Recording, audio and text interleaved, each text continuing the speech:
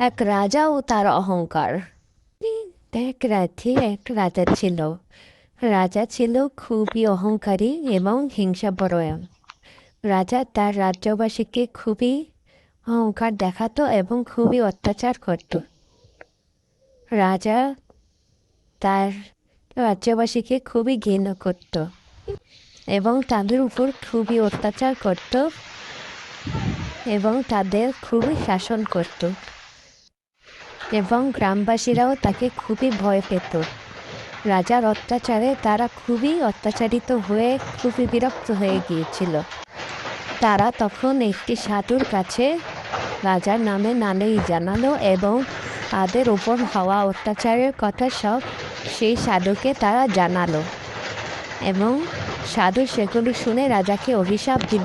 রাজার কাছে গিয়ে সাধু বলল, মহারাজ, আপনি গ্রামবাসীর ওপর এত অত্যাচার করেন, তাই আপনাকে আমি অভিশাপ দিলাম।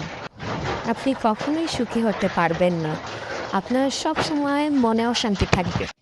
রাজা তখন ভয়ে এবং চিন্তায় রাজ্য ত্যাগ করে চলে যেতে চাইল গভীর জঙ্গলে।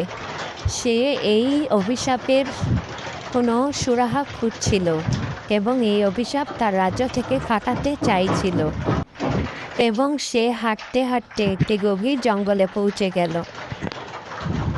হাঁটতে হাঁটতে রাস্তা যেন আর শেষই হচ্ছিল না। তখন বাগান পেরিয়ে জঙ্গল পেরিয়ে সে চলে গেল এক গহীন মাঠে। সন্ধ্যা ঘনিয়ে রাত নেমে এলো। তখনও রাজামশাই হাঁটছে। হাঁটতে হাঁটতে হাঁটতে হাঁটতে সে চলে গেল আরও গহীন জঙ্গলে। তখন তার একটি গাছের সঙ্গে দেখা হলো এবং সে গাছটিকে জিজ্ঞেস করলো, ওহে গাছ, আমাকে বলো, আমি কি করে এই অভিশাপ মুক্ত হব? আমার মন যে আর সইছে না, আমার এই দুঃখ কী করে সারবে বল? এবং সে একটি জলাশয়ের ধারে গেল এবং সেই জলাশয়ের কিছু মাছ দেখতে পেল। সেই মাছকেও সে জিজ্ঞেস করলো, ওহে মাছ, আমাকে বলো, আমি কি করে এই অভিশাপ মুক্ত হব?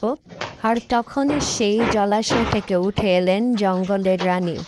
তিনি বললেন, মহারাজ, আপনার মনে যেই অহংকার বিলাস করছে, সেই অহংকার আপনি ত্যাগ করে দিন মহারাজ, এবং আপনার রাজ্যবাসীকে আপনি খুবই ভালোবাসুন, তাদের আপনি শান্তি পাবেন। তখন মহারাজ তার রাজ্যের দিকে ফিরে গেল এবং রাজ্যে গিয়ে সে তার প্রজাদের উপর কখনোই আর অত্যাচার করল না।